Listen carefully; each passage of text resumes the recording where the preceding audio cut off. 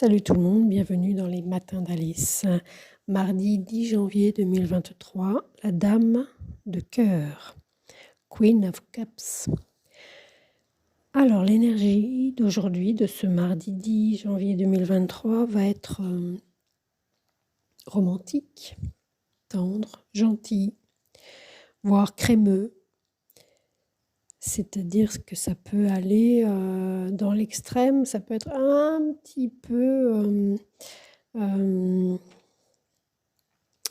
pesant, dur à digérer parce que c'est trop, il peut y avoir un côté too much. En ce sens que la sphère émotionnelle peut être envahissante et prendre tout l'espace. Parce qu'avec la dame de coupe, il s'agit de faire du centre de son existence une attente, sans forcément tellement se bouger soi-même. La dame de coupe, la reine de coupe, elle signifie que c'est une journée placée sur le fait d'être... Alors, il y a évidemment plusieurs choses. Pour certains, ça va être rêver de la femme parfaite, idéale, voilà, de s'accrocher à cette chimère. Pour d'autres, ça va être de penser à quelqu'un, et ça revient au même, sur qui on se raconte des choses qui font qu'on ferait tout pour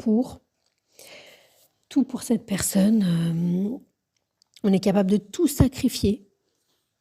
Ça peut, pour d'autres personnes, et ou d'ailleurs, ça peut être plusieurs personnes, indiquer ce qu'on appelle l'autre femme. Qu'est-ce qu'elle a de plus que moi qui fait qu'elle est plus aimable que moi? Ça indique également cette énergie de la reine de coupe, une énergie qui attend d'être séduite. C'est pas une énergie qui va de l'avant pour prendre le risque de l'amour, c'est une énergie qui a une expérience, ou qui pense en avoir une, qui a une expérience, a priori quand même c'est un personnage, c'est une reine, donc elle sort pas, elle vient pas de naître, mais elle a quelque chose dans sa coupe qui n'est pas accessible, qui est offert mais qui n'est pas accessible. On peut éventuellement parler d'amour secret, de timidité. On est prêt à aimer, mais c'est un peu comme l'amour romantique, l'amour... comment on appelle ça? J'ai plus le mot.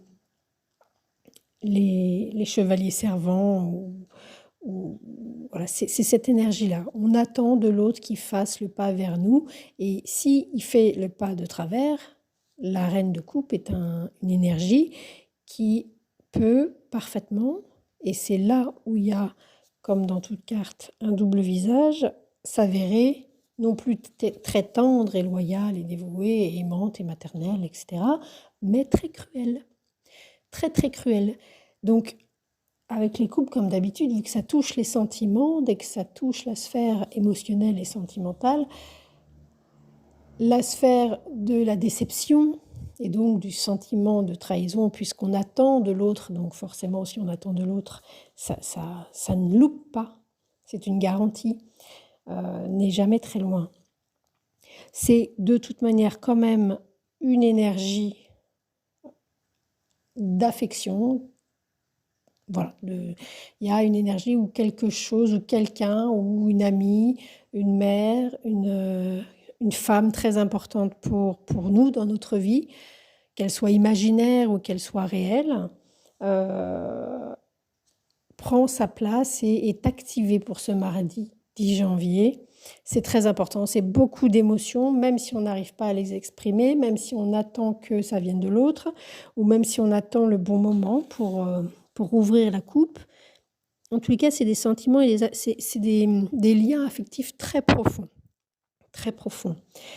Donc, de fait, on peut le dire autrement, on est particulièrement sensible et attentif est très réactif.